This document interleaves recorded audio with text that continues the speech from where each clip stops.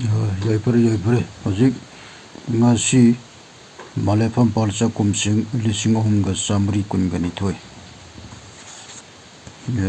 masida jida inkogi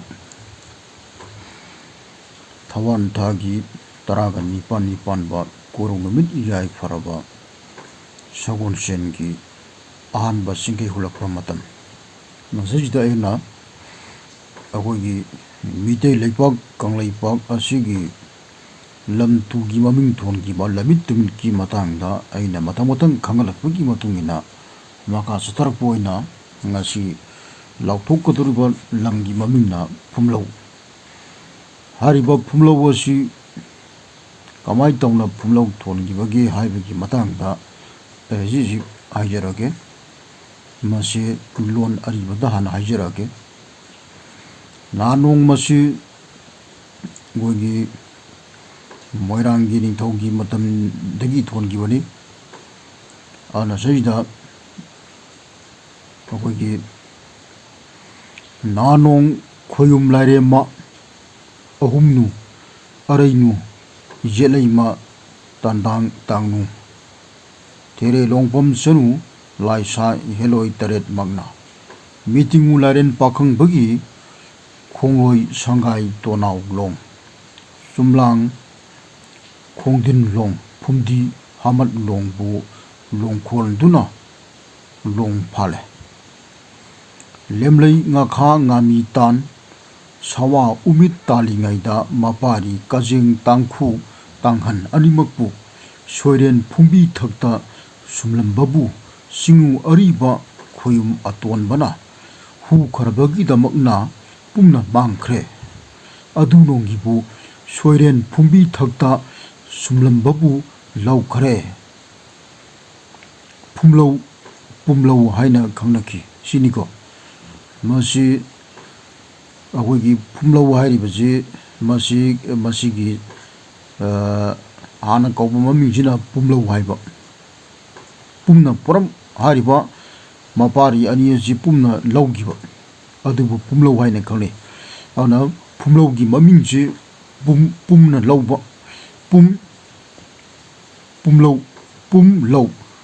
pumlo haina ju khangnei pumlo haina ju khangnei adu wajik matamgi londa jijik awena mayamna khangnaba londa pumlo haina khangnare ana saida anoba londa mu haijarage meeting hairem khunjam bagi tharo rongba charuna pokpa masanupa tangra amadi tanghan anibu mamana nga phana ba soifamgi soigi phum mathakta sumduna thanam laga nga phaba setki mana nga pharuraga halakpada masanupa anidu leramdrabada karamba laina isa anidu pumang manghalli bano kablami haibagi damak mafam adubu pumlo kaunabadagi moirangi asaibana pumlo haina kaunaki siniko ana sajida chani do karamna pumlo kanana pumlo logi bano pumna lawba pumlo logir bano haibadagi pumlo wala kwaitar ana sajida pumata to thamambaniko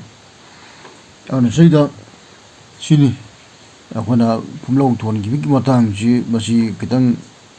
akogi som taba matamda lam tu gi maming lamit tu miki tholki gi matang ji akogi phajaba yawi phajaba watpa yawi adubu mamagi thokto wathokki matungina thon gi ba lam gi maming koroi milen oibadina akone to hongtokba yabadi madu oidre maramdi ahan mokte lamji kana gumokte maming ji thon dringi matamda lamji maming ji thon gi bane siniko ana saida akona akogi mitei leba kalaipa ki lamgi maming jingasi akogi mitei kalaipa ki belo henge gi oiba maming sum thondun lejarambasi masi hongtoktana akogi kanagumba foreigner amartana hongbungam ngamandaba haibagi kanose masi akogi yamno labuk phabni ana saida masi ana smai tokdana aina lamgi akogi mitele pa kalai pa ki lamitum ki matangta akogi loibi chingdagi hongna akogi amadi Meitei ꯂꯩꯄꯥꯛ ꯀꯪꯂꯩꯄꯥꯛ ꯆꯤꯡꯇꯝ ꯄꯨꯝꯅꯃꯛꯀꯤ ꯑꯣꯏꯅ ꯑꯃꯗꯤ ꯑꯩꯈꯣꯏꯒꯤ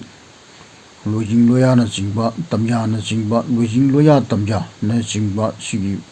ꯂꯝꯃꯤꯠ ꯇꯨꯃꯤꯠꯀꯤ ꯃꯇꯥꯡꯗ ꯀꯥꯆꯤꯟ ꯀꯣꯌꯥ ꯌꯧꯅ ꯃꯊꯪ ꯃꯊꯪ ꯑꯩꯅ ꯁꯨꯝ ꯈꯪꯍꯟꯖꯔꯛꯀꯅꯤ ꯁꯤꯗ ꯃꯁꯤꯅꯤ ꯈꯨꯝꯂꯧ ꯊꯣꯟꯈꯤꯕꯒꯤ ꯃꯇꯥꯡꯁꯦ ꯌꯥꯏꯐꯔꯦ